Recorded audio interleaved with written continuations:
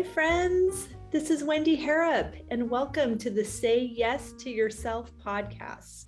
On the Say Yes to Yourself podcast, you'll hear stories from women just like us who are adding the practice of saying yes in their daily lives in big and small ways, and as a result, are experiencing the truth that everybody wins when you say yes to yourself.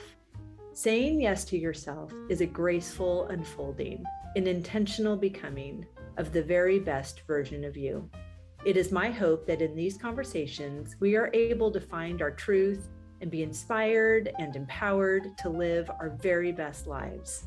I'm so excited to go on this journey with you, and I look forward to finding a bit of our own story in each other's.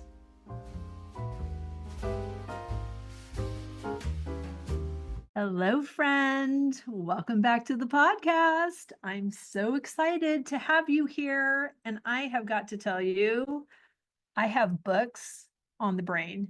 You know, we have the pleasure of chatting with so many authors on this podcast. I love it so much. I know you probably have a book in you. I think I have a book in me. It's all so fabulous. And I love that these women are showing us what's available. It's so good.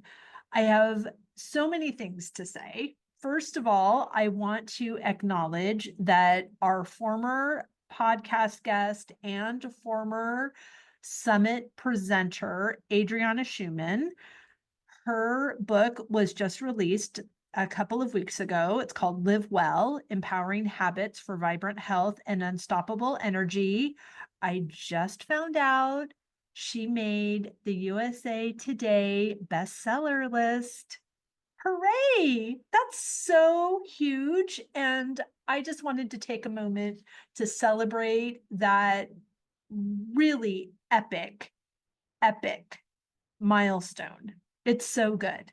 Also, I am in book land because we started our special Say Yes book club last night. Oh my word, we are discussing, hear the gravity in my voice. We are discussing the groundbreaking work that is On Our Best Behavior, The 7 Deadly Sins, and The Price Women Pay to Be Good by Elise Lowen.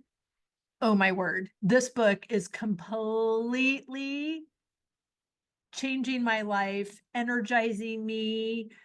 I've underlined so much of everything that I read. It's so good. And our discussion in this book club vortex of goodness and growth and expansion was everything. So I invite you in, even if you are only hearing about it right now. If you don't have your copy of the book yet, believe me, it's a page turner.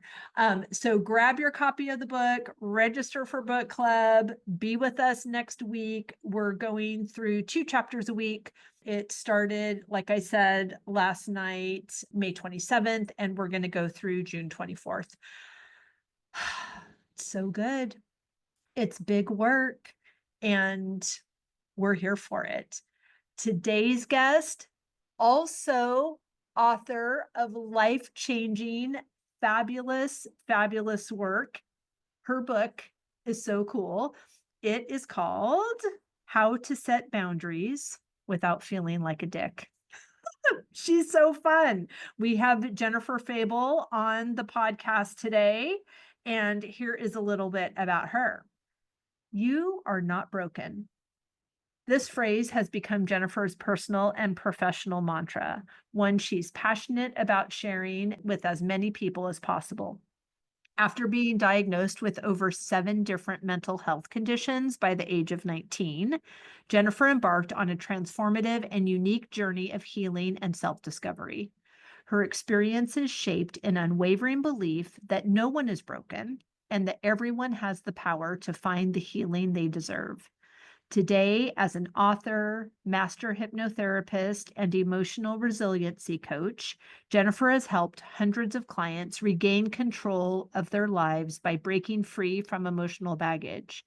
Through her private practice, retreats, trainings, and her podcast, the BTG podcast, which stands for Bridging the Gap, she empowers individuals to build emotional resilience, strengthen their relationships, and step into their most authentic selves. Blending professional expertise with the hard earned wisdom of her own personal healing journey, Jennifer offers support that is authentic, compassionate, and deeply impactful. In her new book, How to Set Boundaries Without Feeling Like a Dick, Jennifer offers a compassionate yet practical approach to boundaries, packed with relatable examples, hands on exercises, and actionable tips. This book is an essential guide for anyone looking to build healthier, more authentic connections, whether at work, with family, or in personal relationships. I know you are going to love this conversation as much as I did. So without further ado, I bring you Jennifer Febel. Jennifer, I'm so excited to have this conversation. I've already decided that you're very, very fun and you're a little bit sassy based on the title of your book, which I really, really love. And I cannot wait to hear all of the wisdom that you want to share with us today. Thanks for being here. Oh, thank you so much for having me. I am so excited to have this conversation, and we've already been like chatting for a whole lot, so it's nice to now let people in on our conversation. Yes, absolutely. This has been such a fun experiment, this podcast, and the wonderful connections that I've been able to make, and these beautiful new friends that I clearly had to be connected to because my life is all the richer in just an hour with these women, you included. So I'm really delighted to hear how you are saying yes to yourself in this season. So first of all, I just want to say thank you for asking this question. It's a cool question, and I like how you started off with that. And I was thinking about it. I'm like, that's a deep question. It's a deep question, and in thinking about it, I realized that I'm saying yes to myself by doing the little things. I think that there have been seasons where I thought saying yes meant doing big things. And certainly, writing a book and all this stuff is big things, but that's not what this season is in terms of my life. This next season, this present season seems to be all about moving into a space of every time I get out of bed when I'm like, I don't want to get out of bed, I'm saying yes to me. Every Hmm. time I do my workout when I'm like, oh, I want to do a workout, I say yes to me. Every time I have a sip of water instead of something else, then I'm saying yes to me. So I'm saying yes to me in this season through all the little tiny things that are happening. And it's fun because when you say yes to the little things, the big things just happen and it leaves space for the universe to surprise us. So to me, it's Mm, all about the little things this season. that is so gorgeous. And I love this reminder of how the universe surprises and delights us. And when we are in this habit of yes, not a blanket yes, not a yes that has us all wound up in regret, but a really aligned, intuitive, intentional yes opens up the channel for all the yeses that have been piling up on our behalf, just waiting for us to allow them in. Yeah. And it's delicious. It really is. It really is. It's a very different space to be in because, like I said, a lot of my journey, a lot of my life, I'm sure you as well, I'm sure a lot of people listening as well, we're taught about the yeses for the big things. We're taught that that's what life is. You find big yeses as young as grade school. What do you want to be when you grow up? Like you have to come up with big yeses to say yes to. And then when you get into later seasons of living, you realize that it's the little yeses that are delicious because they're beautiful. And then when the big thing shows up, you're like, oh, this is amazing because it's not something that you tried to control. And by that, it's kind of like when you make like a big dinner when people come over. And by the time everyone comes over, you're like, I don't want to eat this food anymore.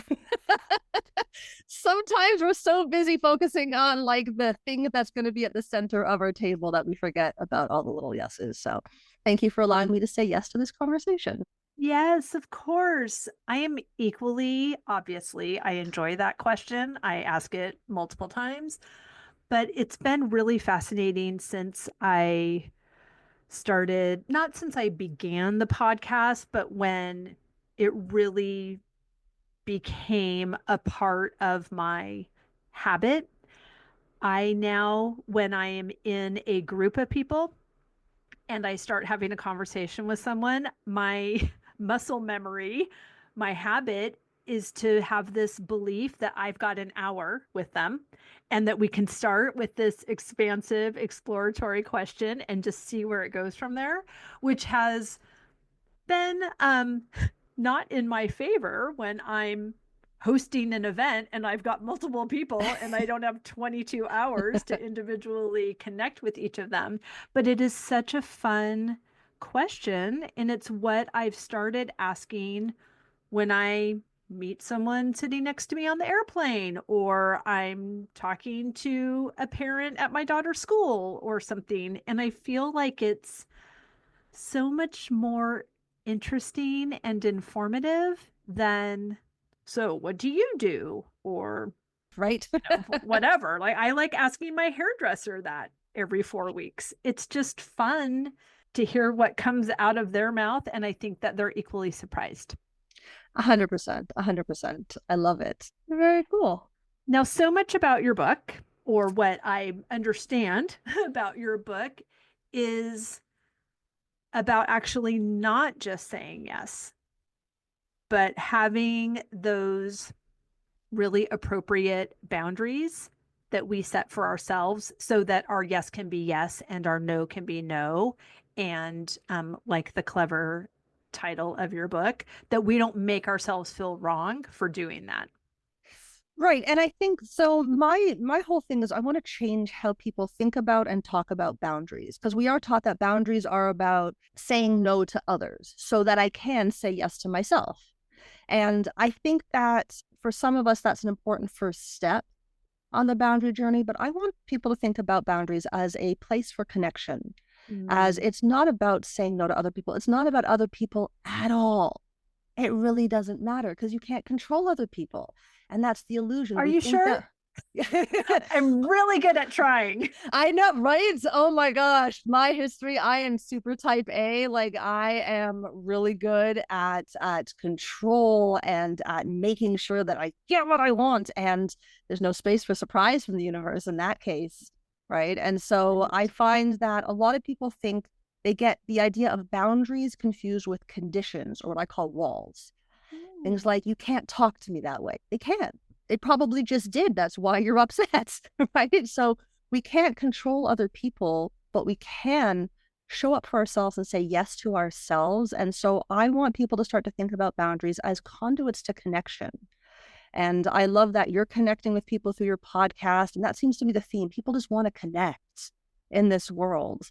And if I connect with someone wholeheartedly, but I don't know who I am, what I want, where I end, where the other person begins, what Mm. thoughts and emotions and beliefs are mine and what are theirs, if I don't know that part, then I lose myself when I connect with others. It's the boundaries that allow me to connect with someone else without losing myself. So boundaries aren't about saying no. It's not about telling people what to do. That doesn't work. You'll feel very empowered, but you'll have no friends and your relationships will be a mess, right? Right. Boundaries are meant to be a place to connect. And I love that even having written the book, it's given me these chances to connect with people, to talk about, to share, to know what is it that I want and how can I share what I want in a way that honors it without dismissing the other person and while leaving space for them and opening a place where we can negotiate and collaborate and work together. And that's not possible if I don't have boundaries. So that's kind of what it is in a nutshell. And the title is irreverent because that's kind of how I show up with boundaries. It's to stop making it so serious. It doesn't have to be so serious. It's just a way to connect with other people. I love this definition. It's so beautiful. And I really appreciate the differentiation between a condition and a boundary. So, using that example of you can't talk to me that way, can you show us how the condition plays out and how setting a boundary plays out in a healthy way? So if I say to someone who can't talk to me that way, they're probably going to get defensive, which And now who me. is this someone also, because Anyone, child or adult. anyone. So I have training in linguistics, and to me, it's about efficacy. If I say to someone, you can't talk to me that way, I might be right, but that's ineffective in terms of problem solving with this person. It Mm-hmm. sets up a wall. It does you can't talk to me. It doesn't leave any space for them to come in and be part of the conversation. It shuts things off. Sure. What I teach is something called the boundaries blueprint.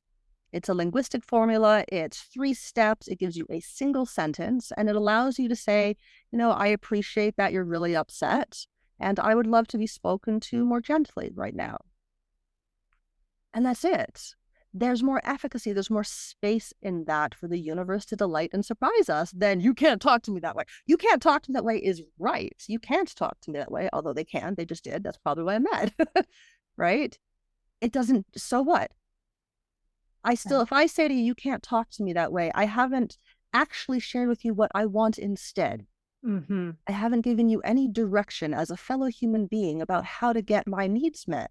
So the formula requires us to, one, acknowledge and validate the other person. And there's linguistics involved. You notice I didn't say I understand, right? So there's Right. different linguistics that we can play with to make it easier to be heard and understood by the other person.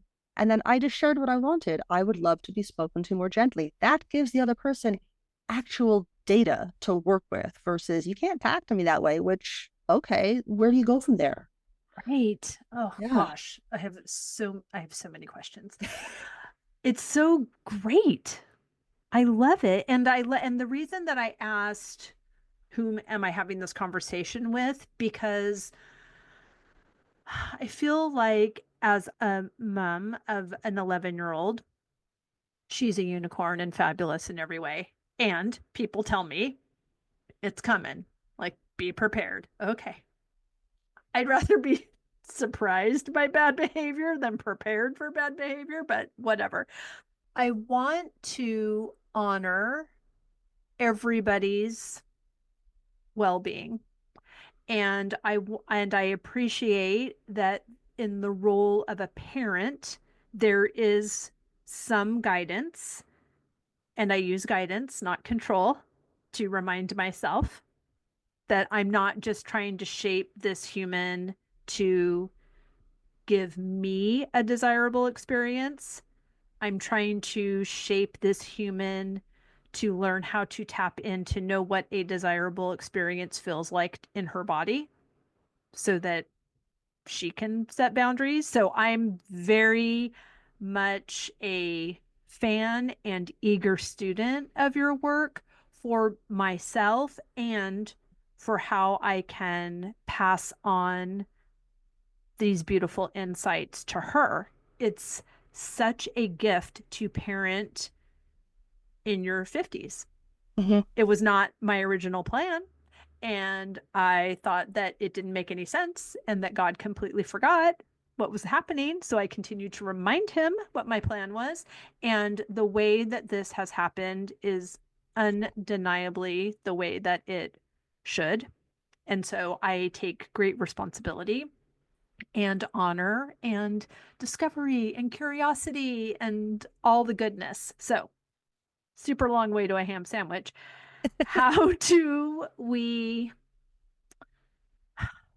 how do we engage using your process in parenting situations, in interpersonal relationships, in interactions with people that this may be the only time we've ever interacted with them? Is this a blanket? Is there sometimes a space for conditions and sometimes a space for boundaries? Is it always, could I ask any more questions before I let you talk? I don't know.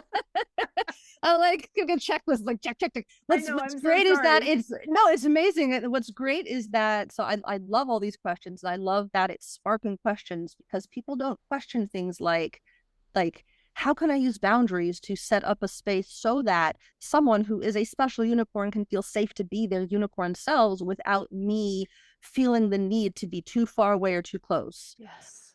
And I think that the answer is all it's the same across the board. That's why I said it doesn't really matter who you're talking with. The formula is a linguistic based formula. It works because there are linguistic patterns in it that make it so that it opens up space. So we don't think about our language. We think about using our language to appease others, to placate others. We don't learn how to use language to empower others. Mm. And so I have the book as a way for people to start to get introductions to this information, but I have an 8-day training that teaches people how to ask better questions, how to use their language more efficiently.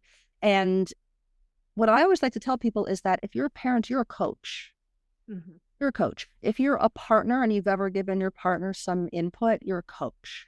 If you have a friend ask you for advice and you give them information, you're a coach. So all of us are coaches, whether we do it professionally or not. The question is, are you good at it?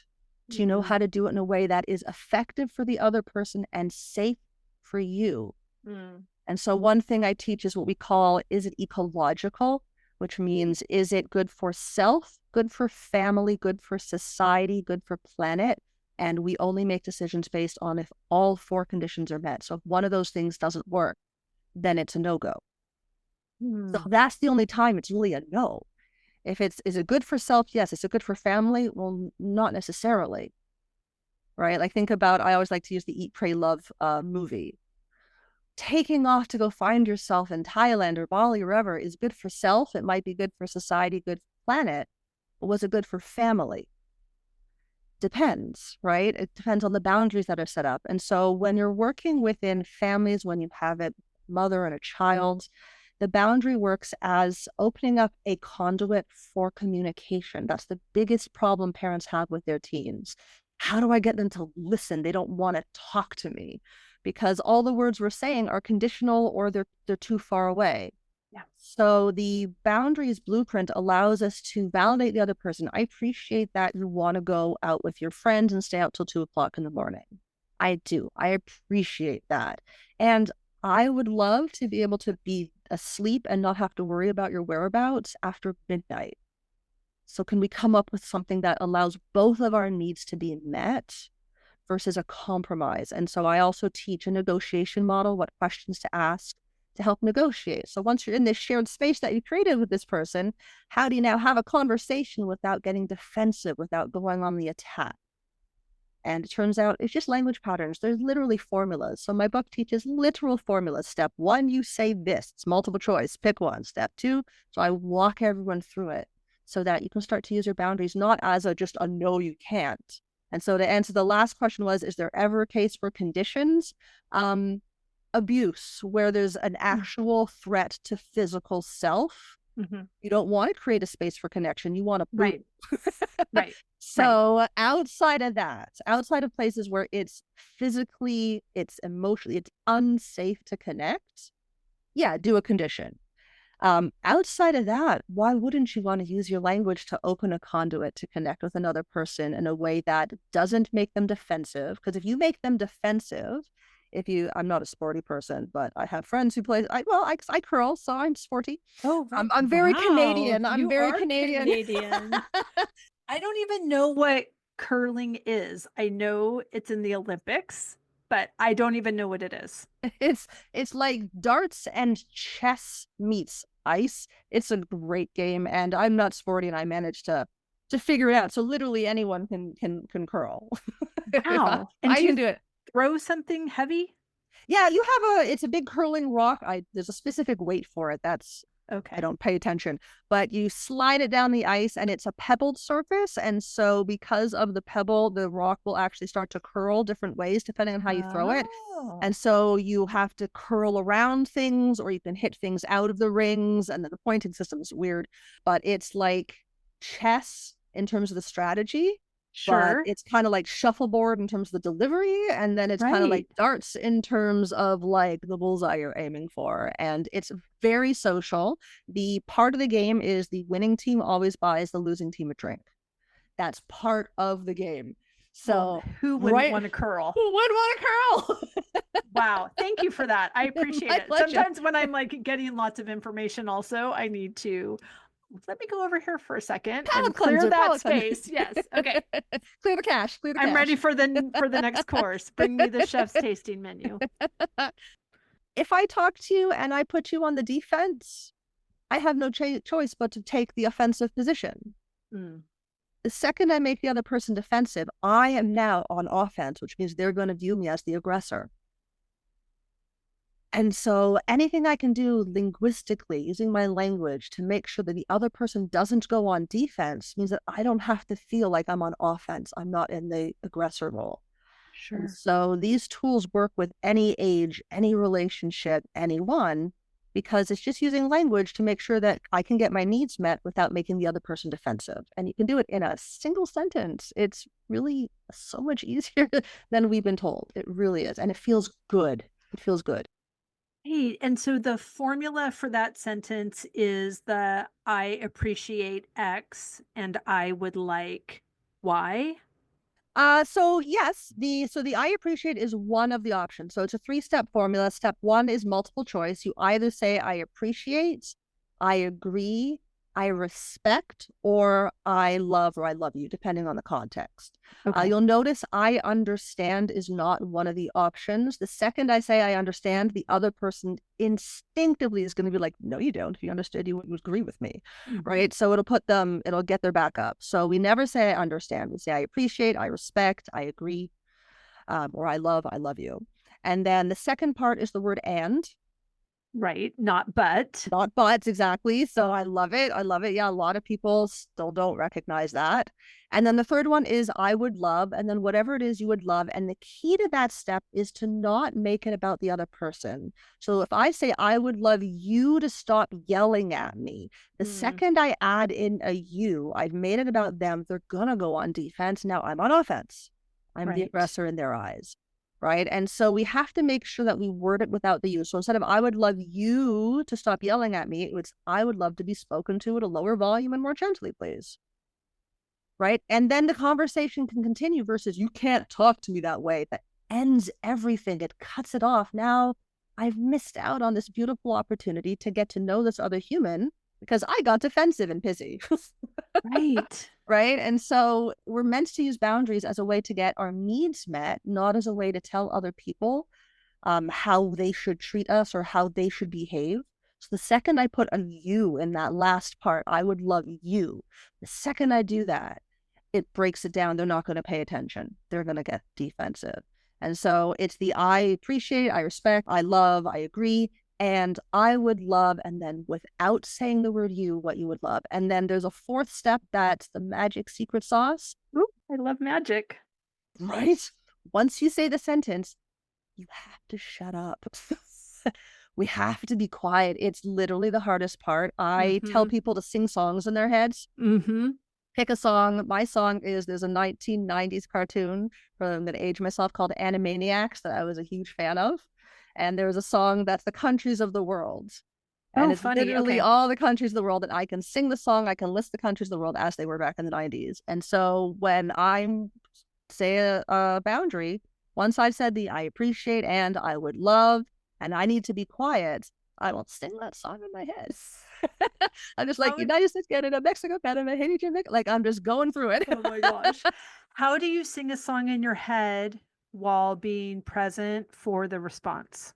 So you're singing the song while the other person is getting ready to respond because they need a moment. They're Mm, going to have to process this because you haven't asked anything of them and they're expecting that. All you've done is validated them and stated what you want. And so their brain's going to break a little bit. They're going to, mhm. the way I think about it is know when you're like, you've got your GPS in the car going and it says to go straight, but you're like, nah, it's faster if I go left. And you turn left and it's like recalculating. That's what the other person's brain is going to do when you use this formula. And so we sing the song in our head while they're recalculating so that we don't feel the urge to fill the gap in the silence, Right. right? Because it can take, I remember once I was talking to my mom who, like, she once said to me, I don't even know what boundaries are. I'm like, I know. I know, mother. We teach what we need to learn. We right, and I actually I dedicated the book to her that she taught me boundaries because she had none, and so she taught me that by virtue, and Right.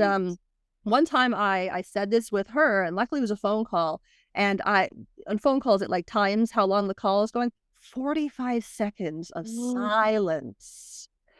Yeah, but her brain had to recalculate. If in that silence I jump in, I'm going to Mhm, try to explain why. You'll notice there's no why or explanation in the formula. Doesn't matter. The mhm, reasons why I want to be spoken to more gently are irrelevant to the conversation. mhm. We don't need to explain. It doesn't matter, right? I want Right. it. That's all that matters. And that's all they need to know. My reasons are my reasons. So I'm singing the song in my head just to fill the silence. Then once they start talking, I can come and be present. Okay.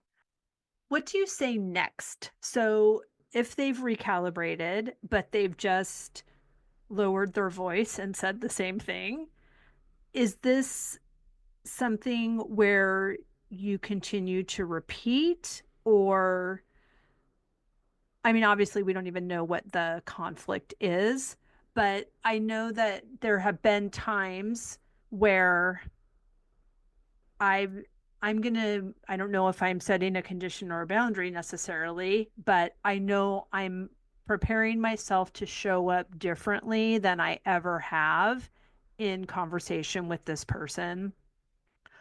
For example, I was actually talking to a friend, and she had made a decision to not visit her family for the holidays. And we came up with, she's like, I don't even know what to say. And I said, well, how about, based on my experience over Thanksgiving, I've made a decision to not come home for Christmas. And she's like, but then they're going to say, and I said, and then you say, based on my experience over Thanksgiving, I've made a decision to not come home for Christmas. So sometimes when we just keep repeating the script, it's cementing the bravery in us, but it could also be igniting the fury in somebody else because we're not acquiescing to their argument or their desire for us to come home for Christmas or whatever it is. Right. And so one thing I talk about in the book, so yes, there's the repetition portion, and the repetition is meant to bring you to a place of negotiation. So the example I use in the book is I had a client and they didn't get along very well with their father, to say the least. It was messy. And Mm, over the years, tried to set boundaries. You can't do this, all these things, worked with me, and I'm like, let's play with the formula, let's see what's different. So there's an incident and father did something and they said, no, I appreciate that you don't agree with my life choices, and I would love to feel supported by my father. mm, And the father went off like, that's ridiculous. I support you. I paid for all the things, all the things. And you just be quiet, let them, that's their side. They need to get that out.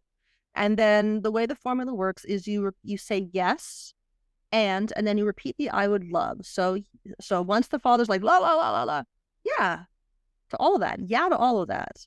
And I would love to feel supported by my dad. And then the father would, ah, and this is usually when we're like, we walk away thinking that's what we're supposed to do. But no, in the formula, you just let them vent. That's okay. La, la, la, la, la, la, la. And then, yeah. And I would love to feel supported by my dad, which is mm. very neutral. There's nothing, there's no bravery required to be like, I would love to feel supported. It's very wonderful to hear myself say that, which is kind of the point of boundaries. It's really not about the other person. Every time I say, I would love to feel supported by my dad, I mean, you talk about magic, it's the ultimate Mhm. manifestation tool. Right. Right. And so I used to actually call the boundaries blueprint with my clients for years. We called it the magic formula. I changed it to the boundaries blueprint because, frankly, it's more marketable and adorable sounding. It's got alliterations in it. I'm proud of it. Right. And there's magic in that. You're Yeah. literally opening a space for magic. And so, with this conversation, after about 3 times, finally the father's like, I don't know how to support you. And both of them just stopped, and they Mm. ended up having a conversation about, well, I just wanna hear, "Hey, good job," and they had a really good I get chills talking about it, Right, heart-to-heart I have them too. conversations. Yeah, it was that one conversation transformed their entire relationship. We're talking decades of fighting and Mhm. not knowing. They just were missing each other. And so we repeat the formula not to be like, this is what I'm doing and I'm not going to do it. With the formula, it would be, I appreciate you want me to come home for the holidays and I would love to spend time in my house with my stuff and my family. Mhm. There's no argument and it's just that. Now, once you repeat it, the goal is to get to a place to that deeper conversation or negotiation. Okay, how can we both get our needs met here? Are you willing to communicate with me? So, for what purpose do you want me to come home for the holidays? Well, we haven't seen you in like a long time. Okay, for what purpose do I want to stay home? It's so cold and sucky this time of year and the traffic and blah, I don't like it. Okay, so how can I not have to deal with traffic and you get to see me? How can we both get these needs met? And now let's brainstorm that together.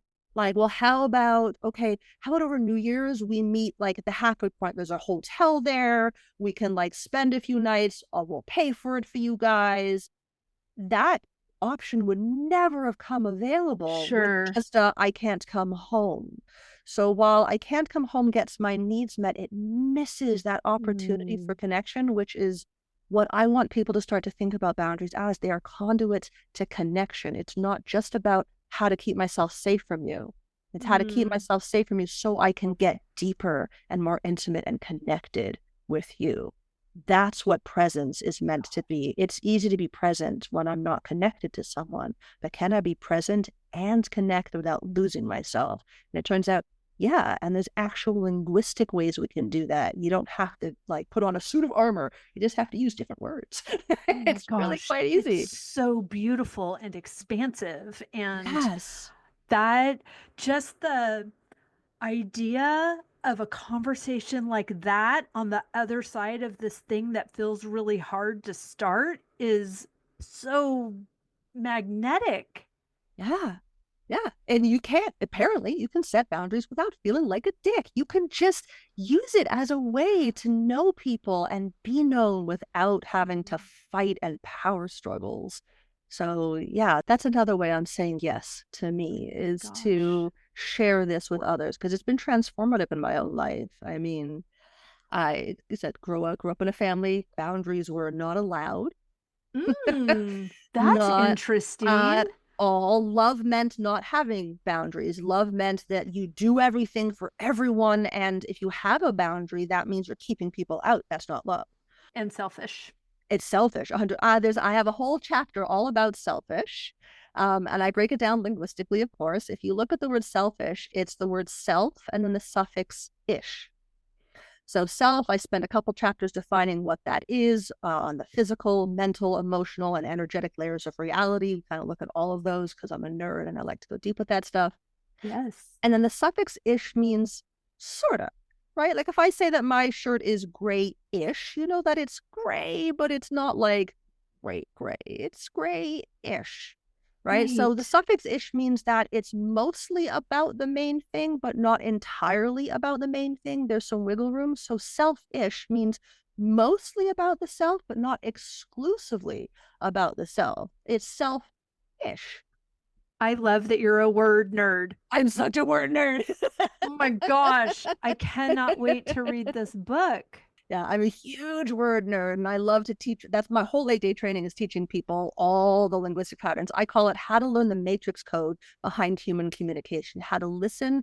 There are linguistic patterns that humans use when we talk about our problems, and there are linguistic patterns that keep us stuck. And when we shift the pattern, we suddenly have more neurological space to be unstuck. We don't have to use our mental power to fix things because there's nothing broken.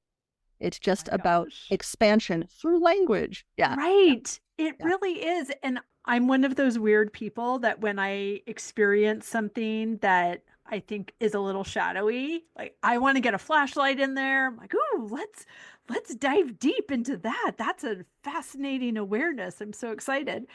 This conversation is making me, of course, want to devour your book and then try it out and have conversations that already feel like maybe a little edgy and courageous, but that I could do it so much more effectively and bring healing to everybody, including anyone listening or in the proximity of the two people that have had this life altering exchange, the ripple effects of your work.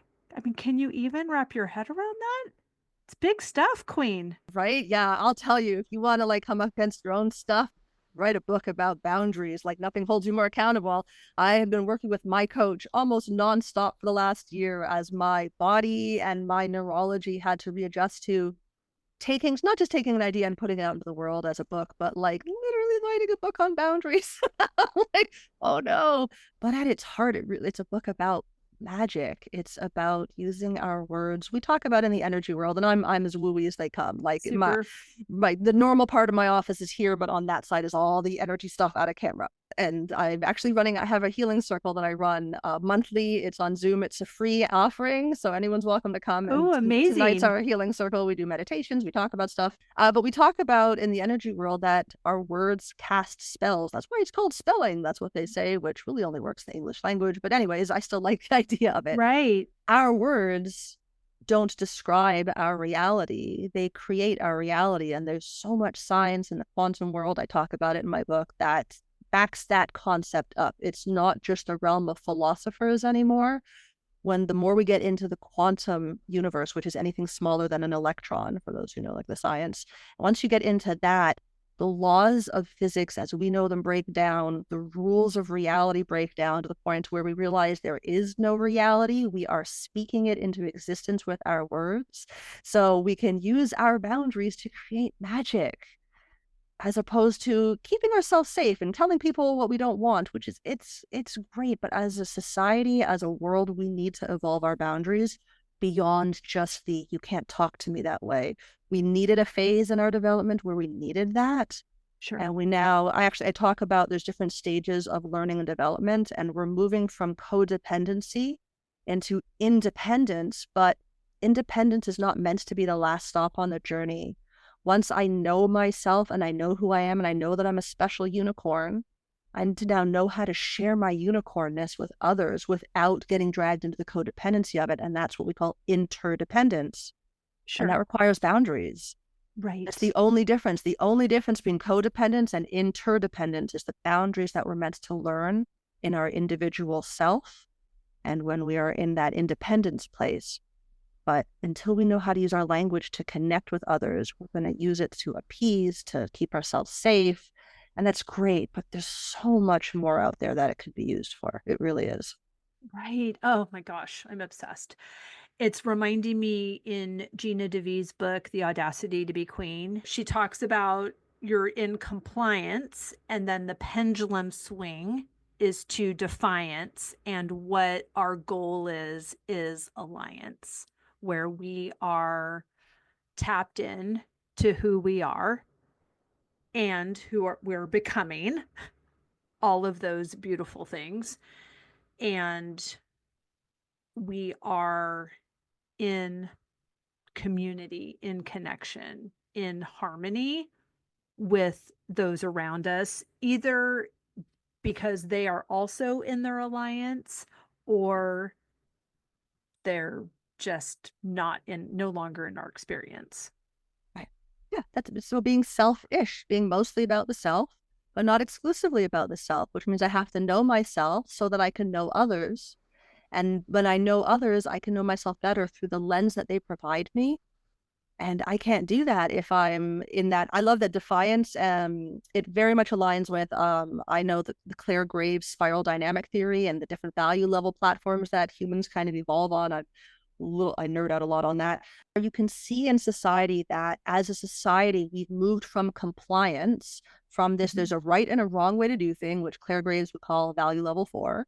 And we Okay. moved into defiance, which is all about self. I'm different. I don't need to do what you want. And so we have this individuality, but as a society, we don't know where to go from here. That's kind of the Exactly. end of it. So now we all know we're unique and individual, but it's divided us terribly in order, so we know self.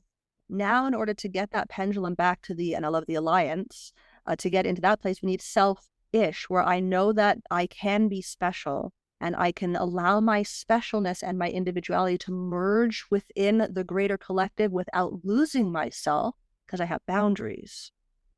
So I think that this is why I wanted this book written and written now, because what's going to get us to that middle point, we can't have alliance without losing ourselves unless we have boundaries. And if our boundaries are just, you can't talk to me that way, then we have no connection points, Right. right? We need to use them as a conduit for connection. That's their biggest beautiful magic that they bring.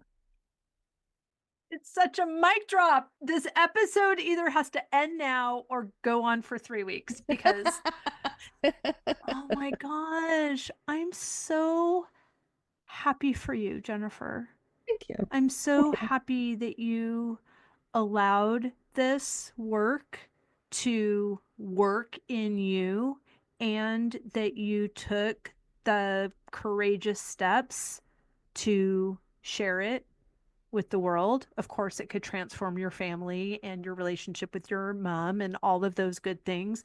But the fact that you're gracious and generous to share it and not even just in book form but through these healing circles through working with clients really tangible ways, it's just beautiful. Thank you. Thank you. I Yay appreciate that. you. Thank you. I want you and your listeners to know that I wasn't born into a mindset or a family where this was easy. I, Sure. I want people to know that I didn't get here in like a solid leap, because a lot of people tend to think like, well, yeah, it's probably easy because you don't know what I'm dealing with. So just for quick backstory, when I was Yeah. 19, I was diagnosed with 7 different mental health diagnoses. So I was diagnosed with anorexia, bulimia, major depressive disorder, generalized anxiety disorder, obsessive compulsive disorder, suicidal ideation, and self harm, which Oh means that honey. yes, there are scars on my body that I put there. And so I was told by doctors I was broken, like legit. They're like, hey, you're just broken. I was given a 12% statistical chance of ever recovering. Today is actually, I was very excited. Today is my 13 or 14 year, I call it my recovery anniversary. Oh, I'm celebrating you. Thank you. Thank you. So Mm-hmm. I went from, like, when I say my family, there was not allowed to be boundaries. My mom was later diagnosed with, borderline personality disorder. There are lots of histrionic, cluster B kind of stuff. She did her best, but at her best, it was sometimes wonderful and sometimes chaotic, Mm-hmm. sometimes scary. And I Yeah. was taught that I wasn't allowed any boundaries. I wasn't allowed a sense of self. And so the only thing I knew how to do was try to disappear. Mm. And so I learned this path through, I believe, sometimes a lot of divine intervention, blind luck, and also a willingness to see where these little breadcrumbs that the universe laid out for me led. That curiosity that we're like, curiosity killed the cat. And I'm like, that's a terrible thing to say about curiosity. Curiosity also invented our greatest things and allowed us Right. to expand our mind, right? So I think curiosity is a wonderful space to be in, and my curiosity is what allowed me to get here. So for anyone who's listening who feels like they're still in those early steps where I was, you don't have to have all the answers. You don't have to know how you're going to get there. You just have to maintain some curiosity.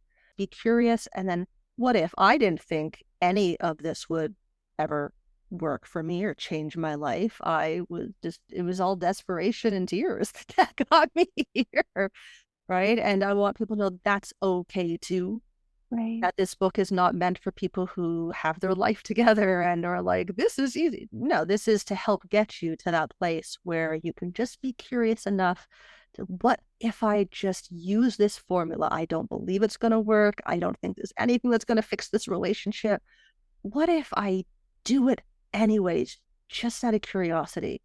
Mm. I want to encourage people to just give it a go, just for the sake of curiosity, just to see if you can prove me wrong. Let's put the challenge out there. Who doesn't like a challenge? Oh, it's just beautiful. Thank you so much. Thank you for sharing. That's so generous of you. Thank you. And thank you for not staying in that place. Thank you. Yeah, it was an important part of my journey, and it allows me to be able to say to people, I get it. Right. Man, I get it. I know exactly what it means to be there, and I know what it means to be told that you're never going to live anything else. I've been medication free for, was it 13, 14 years? I lost counts, which is so Yay! weird. I know. I'm like, that's so exciting. I haven't looked back, and it all starts with the curiosity and with just using some different language patterns. Right. It's so much easier than people think. So thank you for allowing me to share. Oh, of course. Well, please tell everyone where they can find and follow you, how they can get their hands on the book, all the good things. All the good things. So my company is called BTG Wellness because I help people bridge the gap between their head and their heart. Beautiful. So BTG stands for Bridge the Gap. So my website is btgwellness.com. On there, you can find access to, there's a link that says Get My Book. It's available on Amazon currently. I am working to get it into some bookstores and libraries. That's still in process. But right now, it's available on Amazon worldwide in worldwide markets. I have my healing circles, which are Thursday nights. They are once a month. It's free. It's on Zoom. We talk about stuff. We do some guided meditation, some breath work, a gratitude practice, and that's just for anyone who's looking for a timeout. So you can sign up for that on my website. I have my 8-day life mastery training program.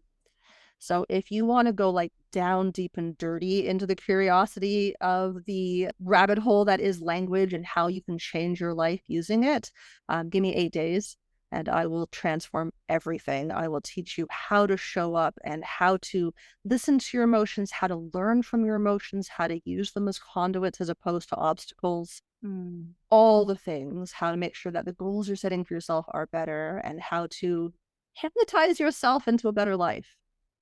I'm in. Yay! So that's on there. You can join my training. I run them twice a year, so that's, you can find that Brilliant. there. I also run a Soulful Radiance retreat that takes place twice a year, just outside of Orangeville in Ontario, Canada. It's 4 days of just connection and energy manifestations. I have practitioners come in. We do fire releases. We do Osho dynamic meditations. We scream at trees. If you've never screamed, Cool. I've never missing. screamed at a Oh, tree. it's so fun. Oh, it's such a beautiful process. It's a beautiful process. So we do all that stuff. So you can see the information about my Soulful Radiance retreats on my website.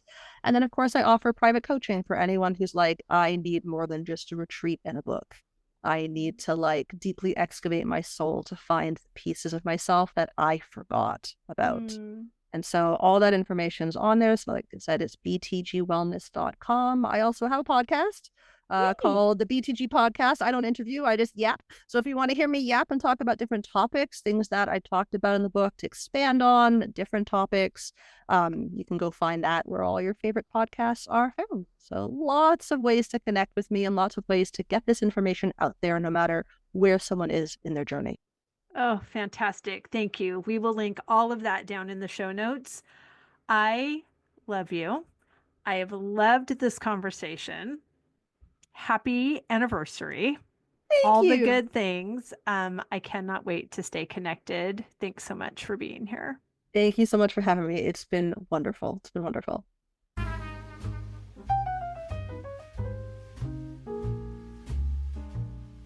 I hope you enjoyed that conversation as much as I did. As always, any links or notes mentioned can be found at phineaswrighthouse.com in the podcast section of our site or in the show notes below. And if you haven't connected with me personally, come find me on Instagram at Phineas Wright House and let me know you listened to this episode. I'd love to get to know you. Thank you for sharing this time with me. I know your days are full, and I'm really grateful that you chose to spend some of your precious time right here. Be sure to subscribe to the podcast so you don't miss any of these delightful conversations. I'll see you next week.